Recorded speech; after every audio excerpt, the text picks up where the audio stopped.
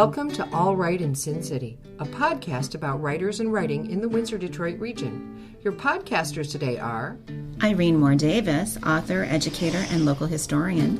Sarah Jarvis, former bookseller, publishing rep, and literary festival chair. and me, Kim Conklin, Windsor-based writer and filmmaker.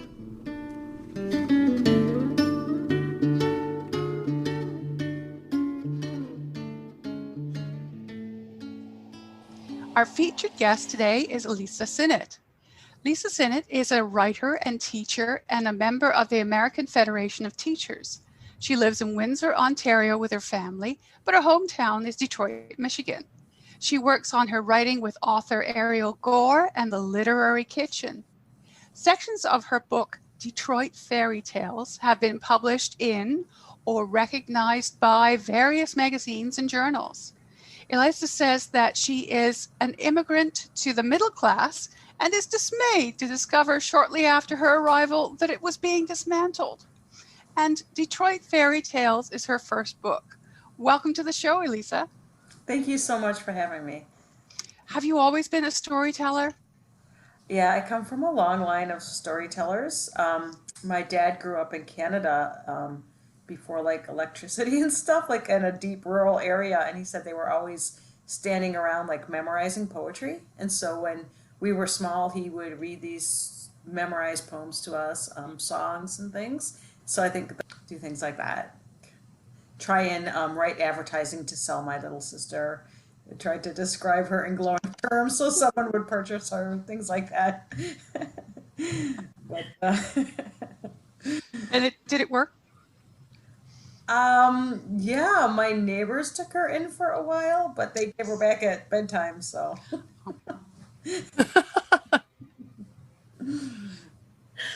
love hearing about people with siblings. Yeah. So your book includes some poetry and prose poetry. Do you write in other genres, or is fiction your main outlet? I think fiction is my main thing, but like a lot of people who love literature and writing and also have full-time jobs, it's like all experimental. You know, you do a little bit of this and that. And I think sometimes prose poetry most comes out when there's like a strong emotion, and fiction comes out, it's like more developed. It's a process of many, many edits. But I think prose poetry is often like first blush at a really strong event. For me anyways, that's what it is. Yeah. How does your writing with Ariel Gore and The Literary Kitchen work? Well, so Ariel Gore was a founder of this magazine in the United States called Hip Mama. And she started it when she herself was a teen mom, and that she didn't see any representation for people that are not like on the total beaten track. And so that magazine was very encompassing, non-shaming, welcoming to like the female experience, whether or not it fit like a really straight version, or I don't know, that's the wrong word, but like an societally acceptable version of life. And when I discovered Ariel Gore's writing, I was single parenting. I was divorced. Seemed like things were a struggle, and people were pretty judgmental about, you know, how it is just how do you get your kids prescription if they're sick and it's winter and you live alone with them and they're too young to leave home? Like just all these things that not everybody has to consider. And her writing was so powerful. When she started writing, offering online classes, I joined up. She was based in like the West Coast, but that was the moment I had, like at nighttime, just a little bit of stolen time there. So that's how I started. And her really welcoming, like, yeah, of course you're a writer, just write whatever, you know, start anywhere, write what's on your mind, write according to this prompt. And that's where all the stories pretty much almost came from. It's that kind of non-judgmental group of writers that was online even way before pandemic, and so it felt safer to be able to get going over there. So Do you work best when you're collaborating with other people like this? Is that something that's really energizing for you? I think it just keeps me going. Like it's more almost like a social aspect of it. Hey, what are you working on? You know, type of thing. But yeah, I think definitely it's motivating when other people are like believing in what you're doing and you're reading what they're reading and writing. And yeah, so I run a writers group on Thursday night, but it's total collaboration. Now there's a different host every week and we have different topics every week. You know, it's more just motivational because writers are often just on their own with their thoughts. So We associate fairy tales with magic realism or plain magic. Your work deals with some pretty real and challenging life events for a young woman, actually, a group of young women. And so, how do you associate fairy tales with this form of storytelling? well, it's a hard question to answer, and I'll maybe answer it sideways. The cover, I grew up in this house right here, and a lot of these stories about Detroit are the pictures are in grayscale. What is it called? Decay porn was like invented in Detroit and things like that. And so I wanted to tell stories that you know that showed people being strong, resilient, having happy endings no matter what they're going through, instead of saying, oh, look at this sad decaying city, so yeah, I think the situations are tough, and at the same time the people are having actually happy endings because they're not giving themselves away or getting defeated and ruined by them. They're just part of their lives. So I think that was an organizing principle for me. And yes, there is magical realism in there, but also I wasn't going to tell you a sad story. So a lot of it is structure as well. It comes into the scaffolding of your work then, does it?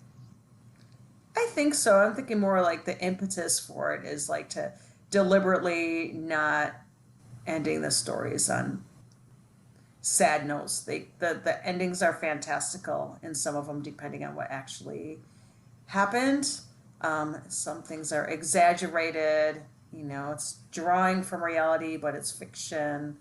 And I think that kind of goes back to what I was saying about, well, for me, prose poem is the first flush of emotion. The one I wrote in the book was Driving to El Salvador with Hector and Domingo. It was because I had never left the country before besides Canada and Detroit, and that was it. And so that emotional outpouring happened because I saw life from a completely different standpoint. Not sure what point I was trying to make, but yeah.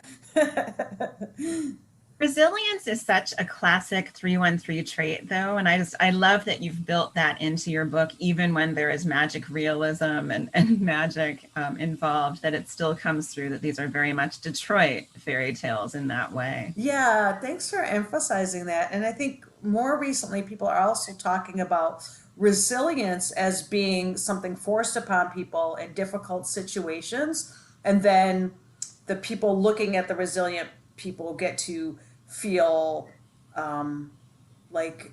sorry for them or energized by them. And I think the characters in my book they are resilient, but they're not resilient for your display. They're just being themselves. Awesome. So the structure of the book has short chapters with various years stated. Is that another way of connecting fairy tales to your writing, the format of short tales? I think so. And it's also a reality of a high school teacher to only have that much energy. But when I went back and started looking at it, when the book won a semi or a finalist in a fiction prize, I was like, oh, well, let me look at what I actually do have here, because that rejection is actually really good news. And so I started organizing it into time periods, and it was chronological at first, but then I was like, no, the family of origin has to be fourth. I don't know where that came from, but it can't be told in order. And so I didn't. So I think there might be some superstructure that somebody else will notice from it. But for me, the short tales came out of just my daily life for single parenting, then being in a partnership, and also full-time working. But then when I went back and looked at it, the structure I placed on it I guess like fairy tales, there is an origin story. So yeah, mythology. It'll be interesting for me to go back and look at it after I've had a little bit more distance from it. These are great questions. Oh, okay. Well, you touched on the timeline a little bit, that it goes back and forth in time and that you're being a little bit playful with that time structure. Was it Right. important to make it fluid for some creative reason? And how did that help you sort of build the picture of your characters? I think when I did a lot of reading of writers' first books, which often come out like after their fifth book is published, and it's always like sort of this rough short story collection. A lot of people's first books seem to be short stories or novellas or books of essays. And looking back on those, like I can read an author's later finished book and then go back and read their short stories and see where some of that was coming from. And I know when I read those short stories, I'm like, I want to know more. I want to know more. I want to know more. So then I think with that knowledge, I structured it so it would almost read like a whole book, even though their short stories are all thematically connected and within the characters and within time frames. So hopefully it's the birthplace of a longer novel down the line. But yeah, I think I got the short stories a lot from reading other people's first books.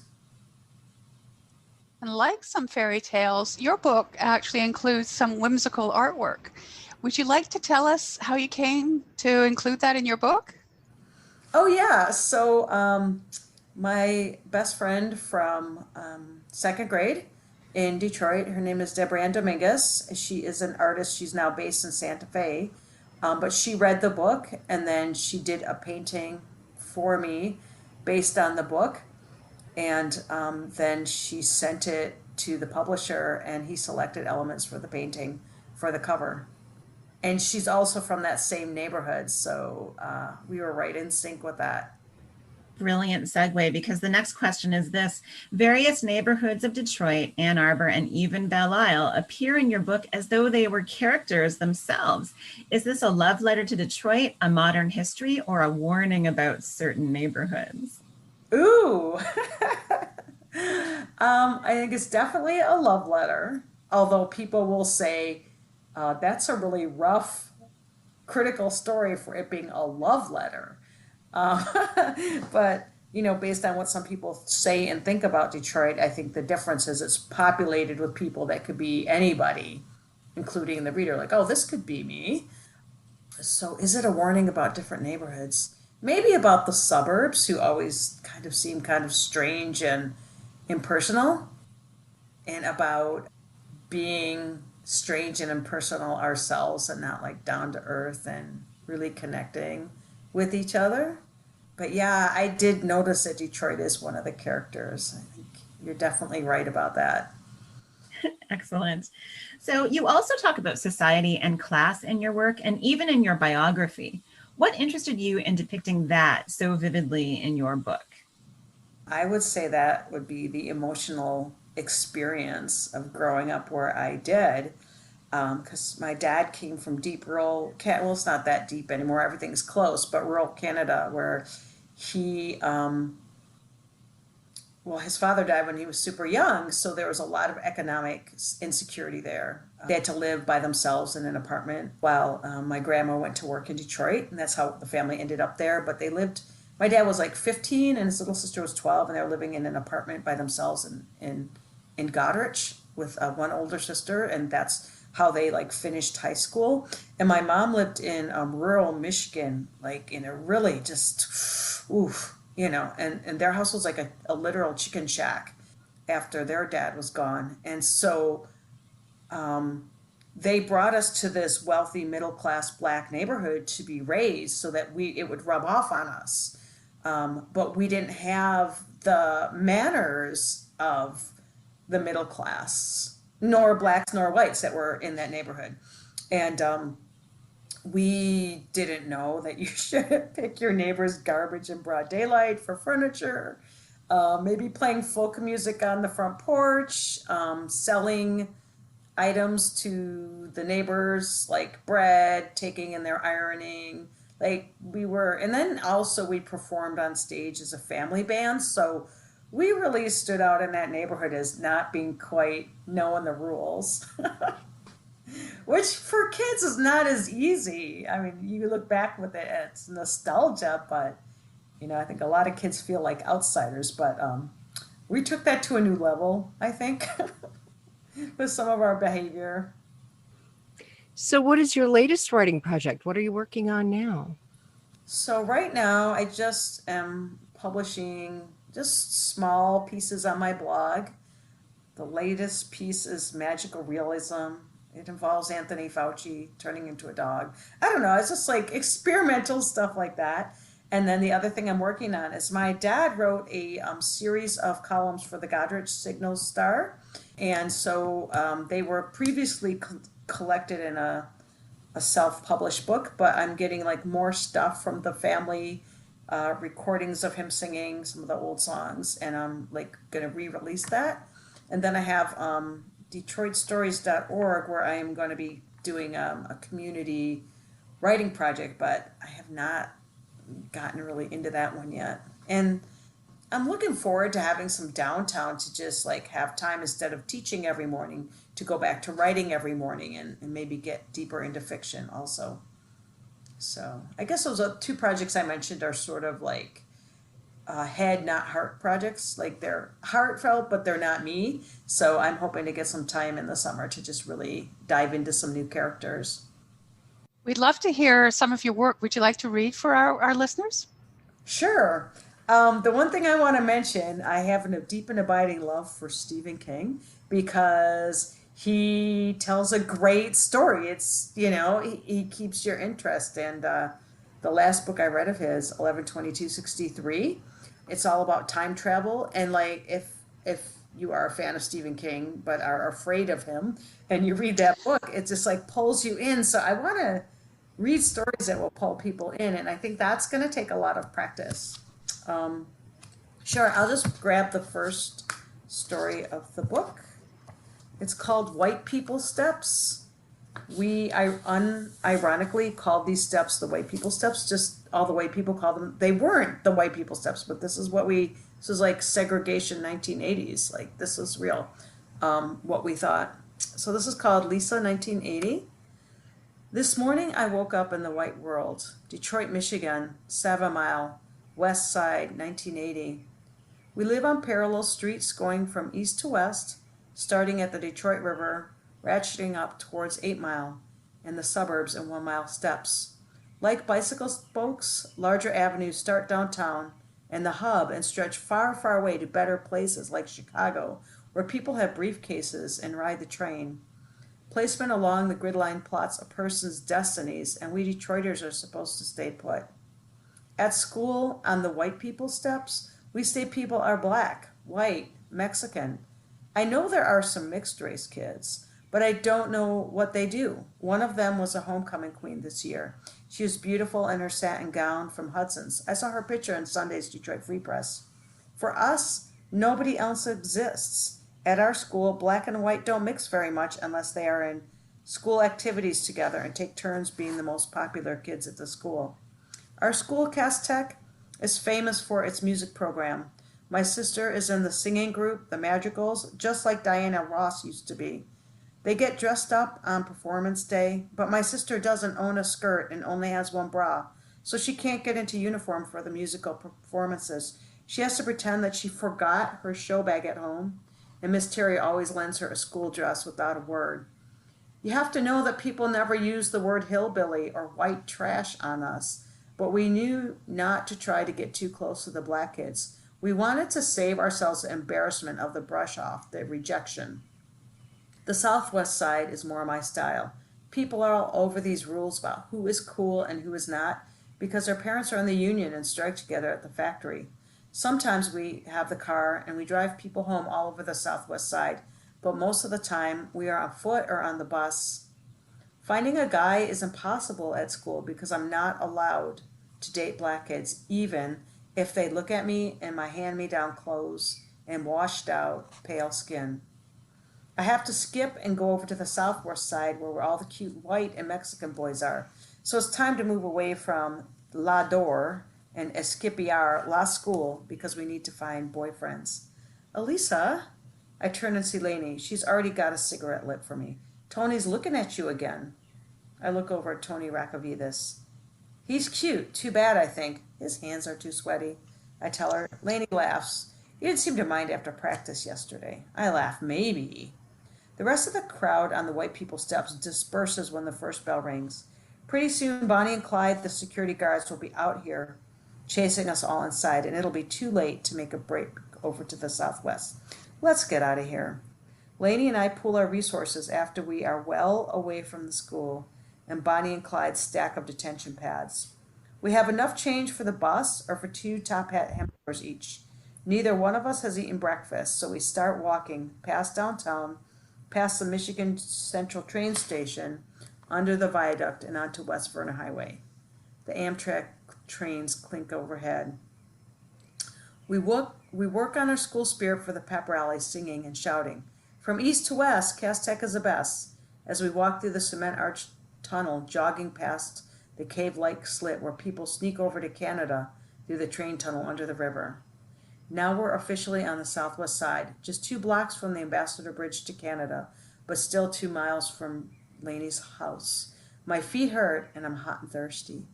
Brown leaves rustle around our sneakers and it's feeling cold and damp. We hear the car before we see it. A rusty brown 72 Dodge Duster with the white stripe pulls over to the curb and stops. Lainey and I look at each other. Joaquin. We run over to climb in. Joaquin Davis wears a tight white t-shirt and his muscular golden brown arch drapes casually over the back of the passenger seat. Joaquin is Mexican, but he speaks hardly any Spanish after the teachers tried to beat it out of him. Now he and his parents can barely understand each other. Lainey jumps in first, so I squeeze in next to her. Lucky, I mutter. Joaquin is yummy. She laughs and shifts towards him. What the hell? You walked all the way home from school? Yeah, we're starving, Lainey says. I'll take you to Ace Convenience then. Lainey tucks herself under his outstretched arms. Thanks, Joaquin. He doesn't object as we pile up our snacks for him to pay, but we pick out the cheapest off-brand Cheetos and Grape Pop, so he won't think we're trying to use him. Joaquin drives us deeper into the neighborhood, toward Lainey's house, rattling over the tracks. I'm glad we aren't walking. As we pass under the viaducts, I hear the Dodge's engines echoes vibrating like a jet taking off. On the other side, the car chugs around the Verna Avenue curve as Lainey lays her head on Joaquin's shoulder. I roll my eyes at Romeo and Juliet and watch the side mirror instead. Joaquin and I see the flashing red lights at the same time. Oh, shit, he says as he pulls over. I try to sit up straight and pull Lainey up. Joaquin rolls down the window, then stares straight ahead, both hands gripping the wheel. I follow his lead and roll down the window, then sit with my hands folded, looking straight ahead. Lainey's hand grips mine, fingernails digging into my palms. I feel the presence of the blonde policeman at my side, but it's the other white officer who speaks to Joaquin. License and registration, he pauses. Don't you know all passengers are required to wear seatbelts? Joaquin groans, soft enough only for us to hear. We're afraid of what's going to happen next, but it's Joaquin who gets pulled out of the car, no matter how slowly he moves or how carefully he follows instructions. This insurance is expired. Will you step out of the car? I start to move, but the officer on my side puts up his hand to stop me. He moves around to the other side of the car, where the first officer is bending Joaquin over, patting him down, then taking him back to the squad car and shoving him in the back. The officer is back at my window. Your licenses? We hand over our student IDs. 10th grade? I nod, look down.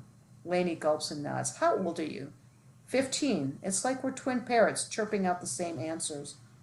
Has this man been supplying with you with alcohol? Did he try to rape you? Why aren't you in school? The officer asks his questions rapid fire. No, he didn't. I try to speak, but the officer cuts me off. Stay here. He goes back to the squad car with Joaquin and the other police officer. I bow my head. We're getting Joaquin into so much trouble. Long minutes pass. I have to go pee.